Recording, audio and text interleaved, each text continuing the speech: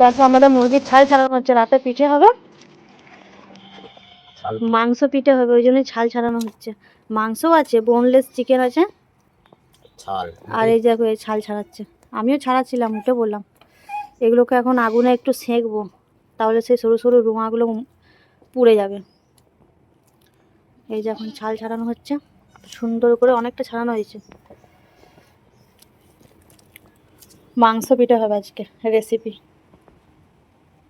মাংস পিঠে। মুরগির ছালগুলোকে ভালো করে ছাড়িয়ে আগুনের মধ্যে একটু পুড়িয়ে নিয়েছি। এখন রান্নার জন্য দিয়ে দিচ্ছি পেঁয়াজ। আগে মাংসটাকে রান্না করে নেব, মানে মুরগির ছালটাকে আর কি রান্না করে নেব, তারপরে পিঠে করব। এখানে মুরগির ছালের সঙ্গে আমার আছে আবার বোনলেস চিকেনটা আর কি, বোনলেস চিকেন আর মুরগির ছাল দুটোই করব, কারণ বেশি ছাল ছাড়াতে পারিনি, তার জন্য একটু মাংসও নিয়ে নিয়েছি। আর এখানে মশলা সব রেডি। ছালগুলোকে পুড়িয়েছি বলে একটু কালো কালো হয়ে গেছে, আর না পোড়ালে তো ভালো লাগে না খেতে, সেই সরু সরু রোঁয়াগুলো থাকে, সেই জন্য। এখানে মাংসটা রান্নার জন্য আমার মশলা কষানো হয়ে গেছে, দেখো অনেকক্ষণ ধরে মশলা কষানো হয়ে গেছে। এবার দিয়ে দেবো মুরগির ছালটা আর মাংসটা, দিয়ে এটাকে ভালো করে রান্না করে নেব। মাংসটা এখন ভালোভাবে কষাবো, কোনো পানি কিন্তু দেব না আমি এখানে। এটা যেহেতু মুরগির ছাল আর ছোট ছোট বোনলেস চিকেন, এটাতে পানি দিতে লাগবে না, এটা এমনি ভালো করে রান্না হয়ে যাবে। মাংসটা আমি সম্পূর্ণ রান্না করার পরেই পিঠেটা করব। আর এই যে এখানে আমার মাংসটা প্রায় হয়ে এসেছে, কত সুন্দর লাগছে কালারটা, দেখো খালি খুব সুন্দর। এইভাবে পিঠে বানালে খুব ভালো লাগে, মানে খেতে সন্তুষ্টি লাগে আর কি, কারণ এটা তো কাঁচা কিছু থাকবে না, এটা রান্না করে দিচ্ছি আর কি। অনেকেই কাঁচা রান্না করে, কিন্তু আমরা কাঁচা খেতে পারি না, তাই কাঁচা করি না, একেবারে রান্না করে পিঠে বানাই।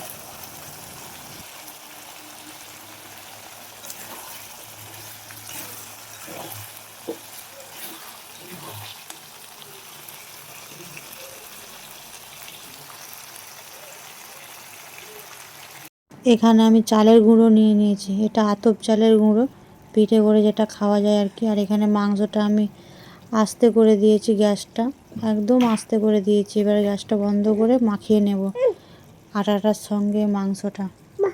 লবণ দিয়ে দিলাম আটাতে।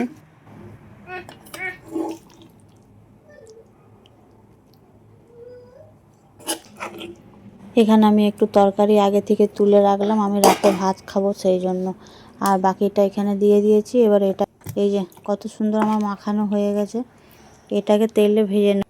এটা আমার গোলা হয়ে গেছে, আর এখানে আমি তাওয়া চাপিয়ে দিয়েছি, এখানে আমি এটাকে ভেজে নেব রুটির মতন করে আর কি। কত সুন্দরভাবে মাখানো হয়ে গেছে এটা আমার, একেবারে মাখনের মতন। যেহেতু রান্না করার মাংস, তার জন্য তেলগুলো ওপরে ভাসছে। এখানে তাওয়ার মধ্যে প্রথম পিঠেটা আমি দিয়ে দিলাম, আস্তে আস্তে করে এরকমভাবে সবগুলোকেই করে নেব, দেখতে থাকো।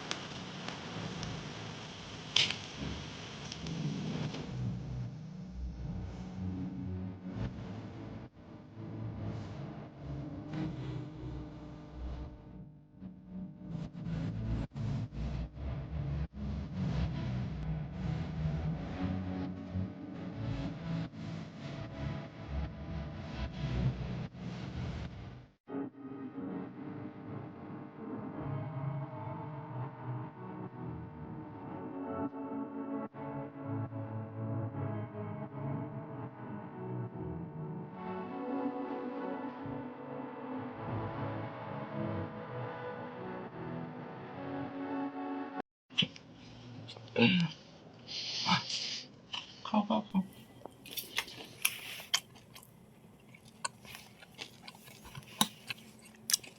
মাংস ফুটে কেমন হয়েছে বলো? দারুণ হয়েছে, দারুণ। শীতকালে এর থেকে ভালো খাবার আর কিছু হতে পারে না। কড়া কড়া।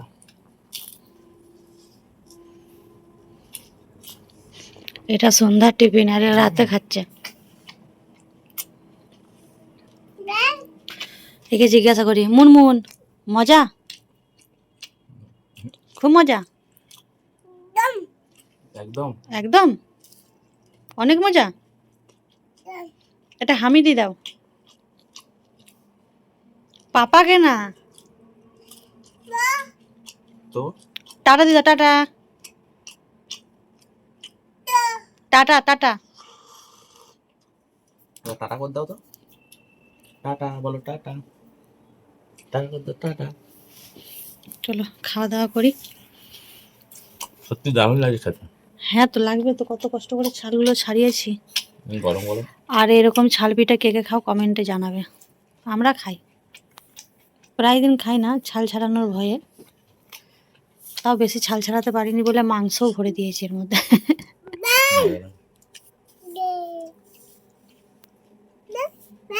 পাপ পাপ পাপ। মাংস পিঠা, দুধ চা।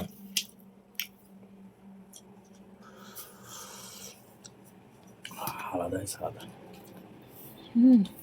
খাও খাও।